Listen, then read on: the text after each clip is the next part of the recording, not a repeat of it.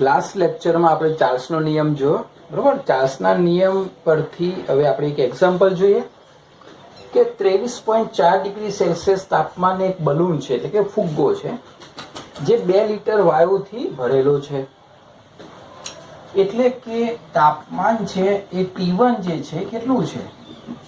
23.4 degree Celsius. પરંતુ આપ સૌ જાણો છો કે તાપમાનને આપણે હવે નિરપેક્ષ તાપમાન તરીકે લેવાનું છે, એટલે કેલ્વિનમાં લેવાનું છે. તો કેલ્વિનમાં લેવા માટે શું કરીશું? 23.4 જે છે એને કેટલામાં ઉમેરીશું? 273 ઉમેરીશું. તો 4 એટલે કેલ્વિનમાં તાપમાન આવશે. હવે આ ચેપ્ટરમાં જેટલા દાખલા આવે, બરાબર, એ બધામાં ટેમ્પરેચર સેલ્સિયસમાં આપ્યું હોય તો કેલ્વિનમાં રૂપાંતર કરીશું આપણે. એ ખાસ યાદ રાખજો. 3 ને 3 6, 7 ને 2 9 અને 2 એટલે 296.4 કેલ્વિન. આ T1 તાપમાન છે, બરાબર. સેલ્સિયસમાંથી આપણે કેલ્વિનમાં ફેરવ્યું. કદ છે તો કદને આપણે અહીંયા V1 તરીકે લઈશું. કેટલા લીટર છે? 2 લીટર છે. કદનો એકમ આપણે લીટરમાં લઈશું. તાપમાન હવે બદલાય છે, એટલે કે T2 તાપમાન છે કેટલું થાય છે? 26.1 ડિગ્રી સેલ્સિયસ, જેને આપણે કેલ્વિનમાં રૂપાંતર કરીશું. 26.1 પ્લસ 273, બરાબર. તો 1 6 ને 3 9, 7 ને 2 9 અને 2 કેલ્વિન. અને તે વખતે તમને એવું પૂછેલું છે કે V2 છે એ શોધો. તો T1, V1, T2 અને V2 એટલી વસ્તુ આપેલી છે. તો એના ઉપરથી આપણે સૂત્ર ચાર્લ્સના નિયમમાં સૂત્ર શીખ્યા ને આપણે, યાદ હશે ને? V/T એટલે કે V1/T1 is equal to V2/T2, બરાબર. આ સૂત્ર આપણે વાપરીશું. સૂત્ર કરતા V2 ને બનાવીશું. માટે V2 બરાબર, તો આના સૂત્ર કરતા બનાવીએ તો T2 ઉપર જાય, એટલે કે V1 ઇન્ટુ T2/T1. તો બધાની કિંમતો મૂકી દઈએ. V1 2 લીટર, T2 299.1, 299.1 કેલ્વિન, અને T1 છે 296.4 કેલ્વિન. કેલ્વિન ઉડી જશે અને તમે સાદું રૂપ આપશો તો આ જવાબ શામાં આવશે? લીટરમાં. અને એ આવશે 2.018. આ તમારો આન્સર છે. હવે જો કદ વધે છે ને, 2 લીટર હતું, તાપમાન વધ્યું તો કદ પણ વધ્યું, 2.018 થયું, બરાબર. એટલે આ ચાર્લ્સના નિયમ પ્રમાણે આવા એક્ઝામ્પલ પૂછાય છે. તો એક ઉદાહરણ તમને આપીશ, બરાબર.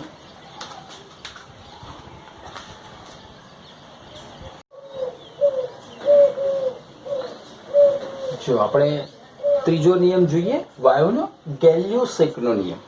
ગેલ્યુસેક નામના વૈજ્ઞાનિકે આપ્યો હતો. હવે આ નિયમ જે છે ને, ગેલ્યુસેકે 2 પરિબળોનો અભ્યાસ કર્યો, એક દબાણ અને તાપમાન. તો આ દબાણ અને તાપમાનમાં ને વચ્ચે શું સંબંધ છે? તો એને ઘણા બધા પ્રયોગો કર્યા. આપ સૌ જાણો છો તેમ ઉનાળાની અંદર તમે મોટાભાગે એવા સમાચાર સાંભળ્યા હશે કે ભાઈ હાઈવે રોડ ઉપર આ ટ્રકનું ટાયર ફાટ્યું, આ કારનું ટાયર ફાટ્યું, બરાબર. ઉનાળામાં આવા બહુ કિસ્સા બને છે. એટલે એક સજેશન કરવામાં આવે છે કે ભાઈ ઉનાળામાં તમારા જે વ્હીલ ટાયરમાં જે હવા છે ને, એ હવા થોડીક ઓછી રાખવી. તો ઓછી રાખવાનું કારણ શું? કારણ કે ઉનાળામાં ગરમીને લીધે વાતાવરણ ગરમ હોય છે, રોડ ગરમ હોય છે. રોડ ઉપર જ્યારે ટાયર ફરતું હોય તો ટાયર ઘર્ષણને લીધે ગરમ થાય. હવે ટાયર એટલું બધું ગરમ થઈ જતું હોય છે કે અંદર ટ્યુબમાં રહેલી હવા જે છે એને પણ ગરમ કરે. અને ટ્યુબમાં રહેલી હવાનું કદ તો એટલું એ છે, કદ તો કંઈ ફિટ થઈ ગયું છે, એટલે અંદરથી બહાર કે બહારથી અંદર હવા જતી નથી, રાઈટ. પરંતુ જ્યારે એ હવાનું તાપમાન વધે છે ત્યારે દબાણ વધે છે. સમજો, હવાનું જ્યારે તાપમાન વધે છે તો જોડે દબાણ વધે છે, અને તે વખતે દબાણ બધી જ સાઈડ એક સરખું દબાણ કરશે. તેમાં કોઈ જ જગ્યાએ જો ટાયર થોડું ઘણું પણ વીક હશે અથવા ટ્યુબ વીક હશે તો ત્યાંથી એટલું બધું દબાણ પેદા કરશે કે એને બહાર નીકળવા માટે પ્રયત્ન કરશે, અને તે વખતે શું થાય? ટાયર ફાટે છે અને સ્ટીયરિંગ ઉપર કાબુ રહેતો નથી, ઘણા બધા એક્સિડન્ટ થાય છે. અચ્છા, આપણે જે આપણી બલૂનની વાત કરી, ચાર્લ્સે જે પ્રયોગો કર્યા એમાં પણ આ સિદ્ધાંત છે. જો જે પેલી બલૂનમાં જે હવા ગરમ થાય છે, હવે અંદર બલૂનમાં કદ તો જે છે એનું એ જ કે નવી હવા કંઈ બહુ આવવાની નથી, બરાબર? મોટા ભાગે જેટલું બહુ મોટું જ વિશાળ કદ હોય, થોડી ઘણી હવા ઉપર નીચે થાય એનાથી કંઈ કદમાં બહુ ઝાઝો ફરક નથી પડતો. પણ એ ગરમ હવાને લીધે કદ વધે છે, બરાબર? એટલે કદ વધવા જાય, પરંતુ પેલી જે ફુગ્ગો જે બલૂન છે એની જે સપાટી છે એ કદ વધવા નહીં દે. એટલે શું કરશે? એની પર દબાણ પેદા કરશે. એ જ્યારે ગરમ હવાનું કદ વધારવા જાય પણ સપાટી આવી જાય તો કદ જ્યારે ના વધે, કદ અચળ હોય, ત્યારે એ દબાણ ઉત્પન્ન કરે. અને દબાણ ઉત્પન્ન કરે એટલે એ જે ફુગ્ગો છે અથવા તો આપણે ઉત્તરાયણ વખતે જે વાપરીએ છીએ તો એમાં એ જે હવા ગરમ થાય, જેટલી ગરમ થાય એટલું વધારે દબાણ પેદા કરે, અને દબાણ પેદા કરે એટલે ધક્કો કઈ બાજુ મારે? એ જે બલૂનની જે સપાટી છે એ ઉપર મારે, અને એ ઉપર ધક્કો વાગે એટલે બલૂન શું થાય? ઉપર જાય છે. અને દબાણની તમે પ્રેશર કુકરમાં જે સિદ્ધાંત છે ને, આ સિદ્ધાંત છે ગેલ્યુસેકનો સિદ્ધાંત છે કે પ્રેશર કુકરની અંદર શું થાય છે કે સીટી હોય છે, રાઈટ? હવે એ હવા અંદર જે પાણી નાખેલું હોય છે, પાણીમાંથી વરાળ થશે. હવે એ હવા અને વરાળ બે જ બધા જ ગરમ થશે, કારણ કે એ પાણીની H2O એ વરાળ તરીકે જ જશે, રાઈટ? તો એ જે હવા છે બધી ગરમ થશે. ગરમ થશે એટલે જેમ જેમ એને ગરમી મળશે તેમ તેમ એ પ્રેશર કુકરની દિવાલો પર દબાણ પેદા કરશે, અને દબાણ પેદા કરે, બરાબર? એટલે પેલી સીટી આપેલી છે, યાદ છે ને? અને સીટી વાગશે એટલે ખબર પડે કે ભાઈ દબાણ અંદર પેદા થયું. ને દબાણને લીધે જે અંદર જે કંઈ કઠોળ હોય કે જે કંઈ ચોખા હોય એ દબાણને લીધે એનેમાં પણ દબાણ પેદા કરશે ને, એટલે એના લીધે શું થાય છે? બફાય છે, બરાબર? રંધાય છે. તો આ બધા સિદ્ધાંતો જે છે એ કોના ઉપર આધારિત છે? ગેલ્યુસેકના નિયમ ઉપર. એટલે કે દબાણ અને તાપમાનને શું સંબંધ છે એ એને આપ્યો કે ભાઈ ચોક્કસ કદ નથી બદલવાનું, બરાબર? નિશ્ચિત જથ્થો એ પણ એનો એ રાખવાનો છે. તો વાયુનું દબાણ શું છે? નિરપેક્ષ તાપમાનના સમપ્રમાણમાં હોય છે. નિરપેક્ષ તાપમાન એટલે આપણે અહીંયા કેલ્વિન તરીકે લીધું છે, બરોબર? બાકી સીધી રીતે જેવું હોય તો આ નિરપેક્ષ ના લખો, તાપમાનના સમપ્રમાણમાં છે. તો એનો મતલબ એવો હતો કે દબાણ જે છે P એ પ્રપોર્શનલ T થશે. ક્યારે? અચળ કદ એટલે કે ચોક્કસ કદ, અને જથ્થો એટલે કે અહીંયા આપણે સિમ્બોલિક ભાષામાં લખીએ તો V અને N. નિશ્ચિત કદ રહેવાનું એટલે અચળ કદ, બદલવાનું નહીં. જથ્થો પણ નિશ્ચિત, તો P પ્રપોર્શનલ T એટલે દબાણ તાપમાનના સમપ્રમાણમાં છે. તાપમાન વધે તો દબાણ વધે. ક્લિયર? તો આને આપણે આવી રીતે લખી શકાય, P is equal to KT. તો P અપન T is equal to K, ત્યાં કે સપ્રમાણતા અચળાંક છે. અને જો P અપન T is equal to K તો આના પરથી આપણે સૂત્ર પણ લખી શકાય, P1 અપન T1 is equal to P2 અપન T2. શાના માટેનું સૂત્ર થયું? એક્ઝામ્પલ કરવા માટે કે ભાઈ તમને કોઈ વાયુનું દબાણ આપેલું છે અને તે વખતે તમને કોઈ તાપમાન આપેલું છે. થોડાક સમય પછી પ્રયોગ થયા પછી અંતિમ તાપમાન જો આટલું હોય તો તે વખત કેટલું દબાણ ઉત્પન્ન થાય, બરોબર? તો આ રીતે હવે આ બધા સિદ્ધાંતો ક્યાં કામમાં આવે? તમે જ્યારે કોઈ કેમિસ્ટ તરીકે જ્યારે કોઈ ઇન્ડસ્ટ્રીમાં જાઓ, બરાબર, ત્યાં મોટા મોટા બોઇલરો હોય અને ત્યાં ખનિજ કોલસાથી અથવા તો ગેસથી અથવા તો ઇલેક્ટ્રિકથી જ્યારે ગરમી પેદા થતી હોય તો તે વખતે મોટા મોટા જે બોઇલરોમાં પાણી જ્યારે ઉકાળતું હોય ત્યાં જે નળી જતી હોય એનો જે ઘેરાવો હોય કે ભાઈ આટલું પાણી છે આટલા તાપમાને, એ જે બોઇલર છે એનું દબાણ જો આટલું હોય તો એનું દબાણ વધારે તાપમાન કેટલું હોવું જોઈએ તો દબાણ અંદર મેન્ટેન થાય. ત્યાં કાંટો પણ હોય છે. તમે ઘણી વખત ઇન્ડસ્ટ્રીમાં જાઓ ને તો બોઇલરો ઉપર કાંટા હોય છે, દબાણ બતાડે. એ દબાણ અમુક લિમિટ જાય એટલે સાયરન વાગે એટલે ખબર પડે કે ભાઈ દબાણ અંદર વધી રહ્યું છે, તો તાત્કાલિક તાપમાને શું કરવામાં આવે? ઓછું કરવામાં આવે. નહીં તો બોઇલર ફાટવાના કિસ્સા તમે સાંભળ્યા હશે. હમણાં થોડાક દિવસ પહેલા સુરત બાજુ કોઈ ફેક્ટરીમાં બોઇલર ફાટ્યું તો 4 કે 5 વ્યક્તિ ત્યાં ભડથું થઈ ગયા, કારણ કે ગરમ ઉકળતું પાણી એમની ઉપર પડે. જ્યારે બોઇલર ફાટે ત્યારે એ થાય પ્રશ્ન. તો આ બધા જે નિયમો છે તે વખત તમને ત્યાં કામમાં આવશે, બરોબર, જ્યારે પણ તમે ભવિષ્યમાં જશો ત્યારે. તો આ જે છે એ ગેલ્યુસેકનો નિયમ છે. ગેલ્યુસેકના નિયમ પ્રમાણે હવે ગ્રાફની વાત કરીએ તો આ જગ્યાએ દબાણ અને આ જગ્યાએ તાપમાન લઈએ કેલ્વિનમાં, બરોબર. અહીંયા 0, 100, 200, 300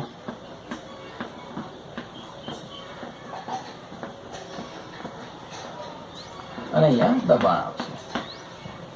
હવે આપ સૌ જાણો છો કે તાપમાન વધે તો દબાણ વધે, તાપમાન ઘટે તો દબાણ ઘટે, બરોબર. તો કોઈ જગ્યાએ ધારો કે આ રીતે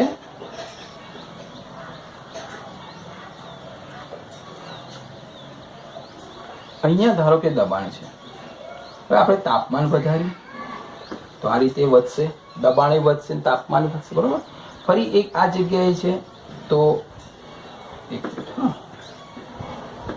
અહીંયા છે ધારો કે દબાણ, તાપમાન વધારે છે તો વધશે, અહીંયા છે તાપમાન વધારે છે તો વધશે, અહીંયા છે તાપમાન વધારે છે તો વધશે.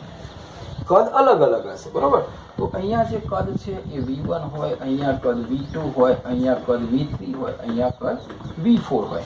તો આ રીતે 1, 2, 3, 4 જેમ કદ અચળ રાખે, V2 કદ રાખો તો આવો ગ્રાફ મળે, V3 રાખો તો આવો ગ્રાફ મળે. આમાં V1 કરતા V2 વધારે છે, V2 કરતા V3 નું કદ વધારે છે, V3 કરતા V4 નું કદ વધારે છે.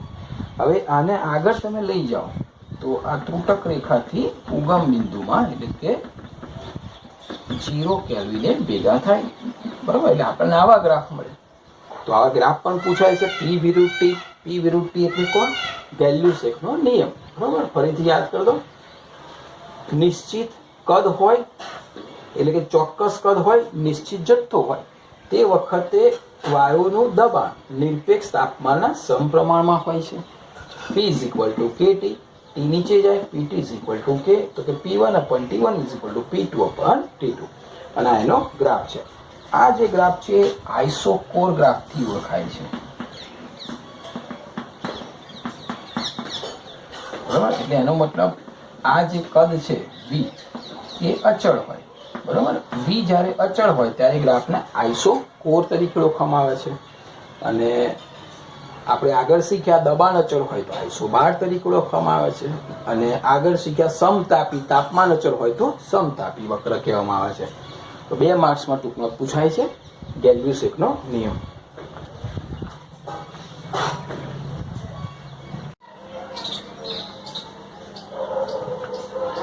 જો હવે બહુ જ અગત્યનો એક નિયમ શીખીએ, એવોગેડ્રો નિયમ. એવોગેડ્રો નામના વૈજ્ઞાનિકે આપ્યો હતો.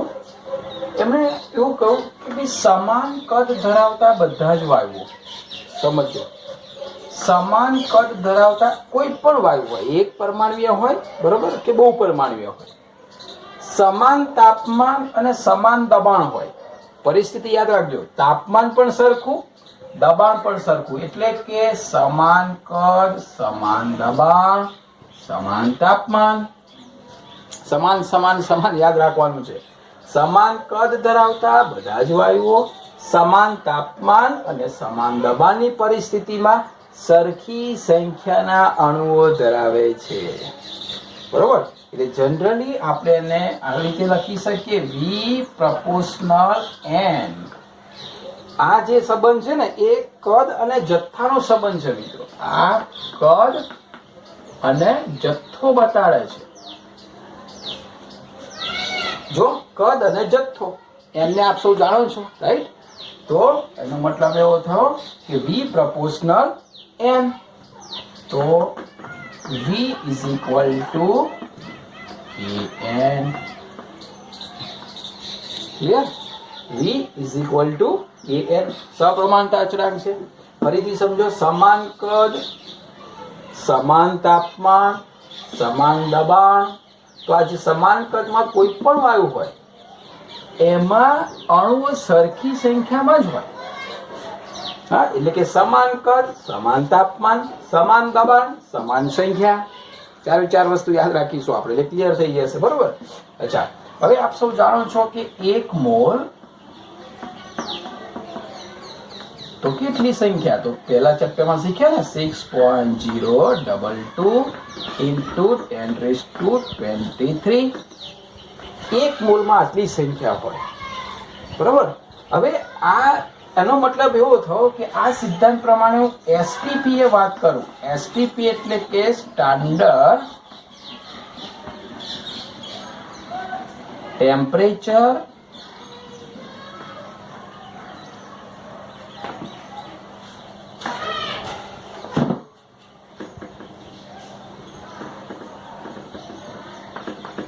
અને પ્રેશર. એટલે એસટીપી નું બીજું નામ છે પ્રમાણિત તાપમાન અને દબાણ. તો પ્રમાણિત તાપમાન અને દબાણે કોઈ પણ વાયુ હોય, બરોબર, તો એનું જો કદ સરખું હોય ને તો અણુઓની સંખ્યા સમાન હોય. હવે આપણે એનાથી વિરુદ્ધ પણ વિચારીએ. અચ્છા, પ્રમાણિત તાપમાન એટલે કોને કહેવાય ને પ્રમાણિત દબાણ એટલે કોને કહેવાય? તો 273 કેલ્વિન તાપમાન એટલે કે 0 ડિગ્રી સેલ્સિયસ તાપમાન અને 1 બાર દબાણ એટલે કે 10⁵ પાસ્કલ. બરોબર. તો આ જે છે પ્રમાણિત તાપમાન અને પ્રમાણિત દબાણ છે. હવે આની જરૂર કેમ પડી? વારે ઘડીએ શબ્દ આવશે, થર્મોડાયનેમિક્સમાં આવશે. તો પ્રમાણિત તાપમાન અને દબાણ એટલા માટે કે બધા વૈજ્ઞાનિકો પોતપોતાના દેશમાં પોતપોતાના સ્થાન ઉપર પ્રદેશની અંદર પ્રયોગ કરતા હોય. હવે આફ્રિકામાં પ્રયોગ થતા હોય તો ત્યાં ટેમ્પરેચર 45 ડિગ્રીથી 50 ડિગ્રી હોય. કેનેડામાં પ્રયોગ થતા હોય તો ત્યાં 5 ડિગ્રી સેલ્સિયસ તાપમાન હોય. ભારતમાં પ્રયોગ થતો હોય તો 25 ડિગ્રી તાપમાન હોય. તો ત્યાં પરિણામો જુદા જુદા આવે. અને પરિણામો જુદા જુદા આવે એટલે ભાઈ એના કરતા એક જ સરખું તાપમાન અને એક જ સરખા દબાણે બધે જ પ્રયોગો થાય. તો એવું જે પ્રમાણિત માપ કર્યું ને એ પ્રમાણિત તાપમાન નક્કી કરવામાં આવ્યું 273 કેલ્વિન. એટલે જ્યારે પણ પ્રયોગો કરો ત્યારે પરિણામ જે આપવાનું હોય ને એસટીપી આપવું. એટલે બધી જગ્યાએ એક સરખું લાગુ પડે. ભારતમાં 25 ડિગ્રી હોય તો એની જગ્યાએ 0 ડિગ્રી તાપમાને પ્રયોગ કરી શકાય. તો એવી રીતે પ્રોપર મળે. તે પ્રમાણિત તાપમાન અને દબાણ. બરોબર. તો આ આપ સૌ જાણો છો કે 1 બાર એટલે આપણે સપાટી ઉપર જે દબાણ છે તે, અને આ તાપમાન છે પાણીનું ઠારણ બિંદુ છે. બરોબર, એ પણ સમજો છો. તો એસટીપી એટલે કે સ્ટાન્ડર્ડ ટેમ્પરેચર અને પ્રેશર પ્રમાણિત તાપમાન અને દબાણ કોઈ પણ વાયુ લઈએ, બરોબર, કોઈ પણ વાયુ 1 મોલ જેટલું લઈએ આપણે, 1 મોલ, તો એમાં એના અણુની સંખ્યા કેવી હોય છે? સરખી હોય છે. અને સામે અણુની સંખ્યા સરખી હોય એટલે કદ પણ સમાન હોય. બરોબર. પણ એસટીપી અને એનો મતલબ એવો થયો કે આદર્શ વાયુ, એ આપણે આ ચેપ્ટરમાં શીખવાના છે. જો આદર્શ વાયુ લેવામાં આવે તો આદર્શ વાયુ એસટીપી 1 મોલ હોય તો તેનું કદ છે એ 22.71 લીટર હોય. અને આ આદર્શ વાયુ માટે. પણ જનરલી આપણે જ્યારે જોઈએ છીએ ત્યારે એસટીપી આપણે પહેલા ચેપ્ટરમાં શીખી ગયા કે ભાઈ એસટીપી 1 મોલ કોઈ પણ વાયુ હોય તો એનું કદ કેટલું લઈએ છીએ આપણે? 22.4 લીટર. રાઈટ. એટલે કે આનો મતલબ એવો થયો કે સમાન કદ હોય, સમાન તાપમાન હોય, સમાન દબાણ હોય તો આવી પરિસ્થિતિમાં તેમાં અણુની સંખ્યા પણ સરખી હોય. બરોબર. હવે કદ વધે તો n વધે અથવા n વધે તો કદ વધે. એસટીપી એટલે કે આ 1 મોલની જગ્યાએ 2 મોલ થાય તો કદ વધે. એટલે કે V proportional n. આનો મતલબ એવો છે કે V proportional n. આ કદ અને જથ્થાનો નિયમ છે. કદ વધે તો જથ્થો વધે, જથ્થો વધે તો કદ વધે. પણ જો તાપમાન અને દબાણ સરખું હોય તો કોઈ પણ એક મોલ વાયુ લો જથ્થો, તેનું કદ 22.4 લીટર જ હોય. જો આવું વધારું તો કદ વધે, આ 2 લીટર લઉં તો ડબલ થઈ જાય. બરોબર? એવું આદર્શ વાયુ છે તો એસટીપી 1 મોલ હોય તો એનું કદ કેટલું થાય છે? 22.71 લીટર. પરંતુ આપણે એક્ઝામ્પલમાં પહેલા ચેપ્ટરમાં આપણે શીખ્યા, એમાં કેટલું લીધેલું? 22.4. કારણ કે બધા વાયુ આદર્શ છે નહીં. આદર્શ વાયુ શું છે એ આપણે આ ચેપ્ટરમાં ફરી શીખવાના છે. તો આ કયો નિયમ હતો? એવોગેડ્રો નિયમ.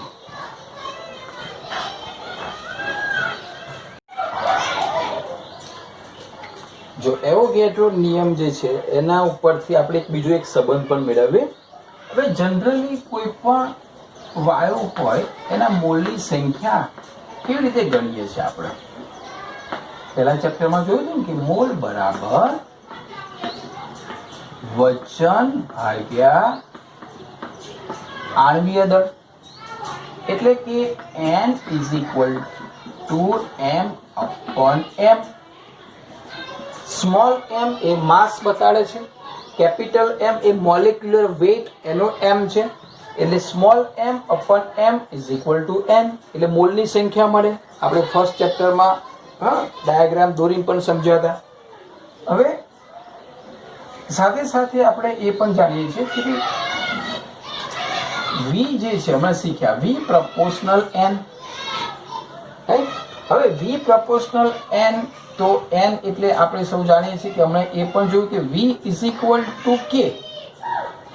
k ઇન્ટુ, હવે n ની આ મૂકી દઈએ તો v બરાબર k ઇન્ટુ n, એટલે કોણ? m/m. બરોબર? બહુ સીધી વસ્તુ છે ને. n બરાબર માસ અપન મોલેક્યુલર વેઇટ, તો n બરાબર માસ અપન મોલેક્યુલર વેઇટ. આ કયો નિયમ છે? એવોગેડ્રોનો નિયમ છે.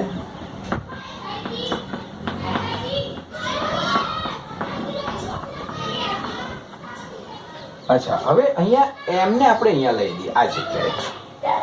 બરોબર? એટલે કે m જે છે એને અહીંયા લાવી દઈએ તો k ઇન્ટુ m/v થાય.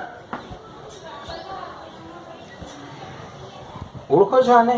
m/v, માસ અપન વોલ્યુમ, એટલે કે દળ ભાગ્યા કદ. એટલે કોણ?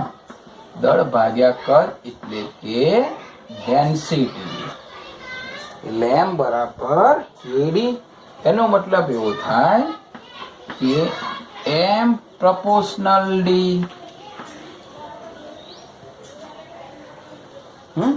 m પ્રપોર્શનલ d એનો મતલબ એવો થયો કે કોઈ પણ વાયુનું આણ્વીય દળ કોના ઉપર આધાર રાખે છે? ઘનતા ઉપર.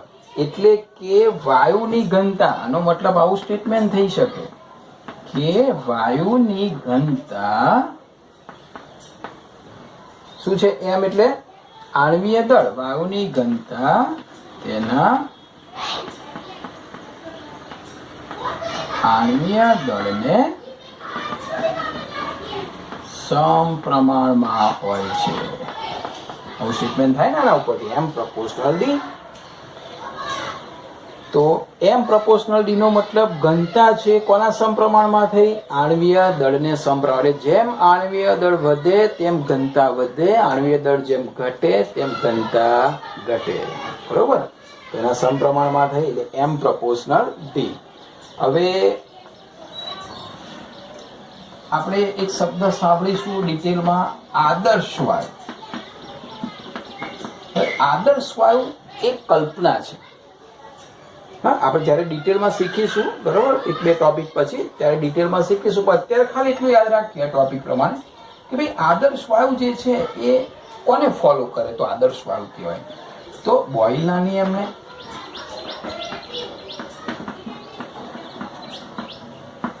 ચાર્લ્સનો નિયમ અને એવોગેડ્રો નિયમ. આ ત્રણેય નિયમને ફોલો કરે ને એ વાયુને આદર્શ વાયુ કહેવામાં આવે છે. એ હવે આપણે આદર્શ વાયુ સમીકરણ હવે મેળવીએ અને પ્રોપર આદર્શ વાયુ આપણે પછી જે તે ટોપિકમાં શીખવાના છે. તો આ મોલની સંખ્યા અને એવોગેડ્રોના નિયમ ઉપરથી એક સંબંધ આપણને મળે છે M પ્રપોર્શનલ D, એટલે કે ઘનતા અને આણ્વીય દળ વચ્ચે શું સંબંધ છે એ અહીં આપણે સાબિત કરેલું છે.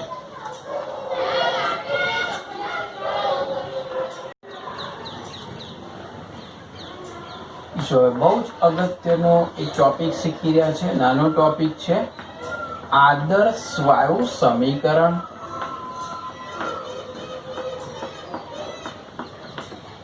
તો 2 માર્ક્સની બહુ જ અગત્યની ટૂંક નોટ, અને આ સૂત્રને ફિઝિક્સમાં તમે વાપરશો, કેમેસ્ટ્રીમાં પણ ઘણા ચેપ્ટરમાં તમે એનો ઉપયોગ કરવાના છો.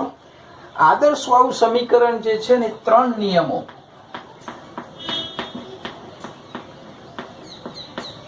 અને સંયુક્ત રીતે આપણે લખીએ એટલે આપણને આદર્શ વાયુ સમીકરણ મળશે. પહેલો નિયમ છે એ અચળ તાપમાન અને નિશ્ચિત જથ્થો, એટલે કે નિશ્ચિત N. તો આપણને કયો નિયમ મળે છે? એમાંથી બોયલનો નિયમ. તો એના પ્રમાણે સૂત્ર ડાયરેક્ટ લખીએ તો અચળ તાપમાન નિશ્ચિત જથ્થો હોય તો V પ્રપોર્શનલ 1/P. ત્યાં P પ્રપોર્શનલ 1/P હતું, સરખું જ છે, એકબીજાના વ્યસ્ત પ્રમાણમાં. અહીંયા P લખો કે V લખીએ, આપણે V ને સૂત્ર કરતા બનાવીને લખીએ, રાઈટ. તો આ નિયમ કયા નિયમ તરીકે ઓળખાય છે? બોયલનો નિયમ. ચલો, ચાર્લ્સનો નિયમ શું શીખ્યા? તો ચાર્લ્સના નિયમમાં શીખ્યા અચળ દબાણ અને નિશ્ચિત N, જથ્થો અચળ. તો એમાં શીખ્યા V પ્રપોર્શનલ T. તો આ કયા નિયમ ઓળખવામાં આવે છે? ચાર્લ્સનો નિયમ.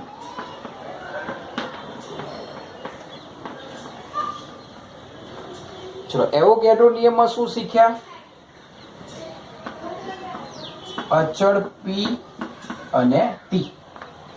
તો એમાં V પ્રપોર્શનલ N. કયો નિયમ શીખ્યા આપણે? એવોગેડ્રો.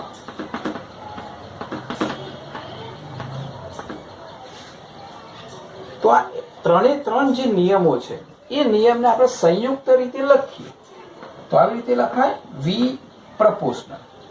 જો N અને T ના સમપ્રમાણમાં ચાલે, રાઈટ, અને P ના વ્યસ્ત પ્રમાણમાં ચાલે. એટલે કે V proportional T, V proportional N એટલે V proportional NT, V proportional 1/P એટલે કે V પ્રપોર્શનલ 1/P. તો આને V is equal to proportional દૂર કરીએ તો R કેપિટલ મૂકીએ તો RNT upon P. તો આના ઉપરથી માટે P અહીંયા લાવી દઈએ તો PV is equal to NRT. આને આદર્શ વાયુ સમીકરણ કહેવામાં આવે છે. PV is equal to NRT. અહીંયા જે R છે એ સપ્રમાણતા અચળાંક છે. ફરીથી 3 નિયમ ખબર છે. બોયલનો નિયમ V પ્રપોર્શનલ 1/P, ચાર્લ્સનો નિયમ V proportional T, Avogadro V proportional N. ત્રણેયને સંયુક્ત રીતે તો V પ્રપોર્શનલ NT/P. પ્રપોર્શનલ દૂર કરીએ, આપણે અચળાંક કે મૂકતા હતા અહીંયા R મૂકીએ, બરોબર. તો R into NT/P. P ને અહીંયા લાવી દઈએ તો PV is equal to NRT. આ જે સમીકરણ છે કયા સમીકરણ તરીકે ઓળખવામાં આવે છે? આદર્શ વાયુ સમીકરણ. અને આના ઉપરથી R ને સૂત્ર કરતા બનાવીએ તો R બરાબર ઉપર PV upon NT, PV upon NT. અને જે R જે છે આ R એને કહેવાય છે વાયુ અચળાંક, બરાબર. અને સાર્વત્રિક છે. સાર્વત્રિક નો મતલબ કોઈ પણ વાયુ માટે આનું મૂલ્ય સરખું આવે, બરોબર. કોઈ પણ વાયુ લો તમે,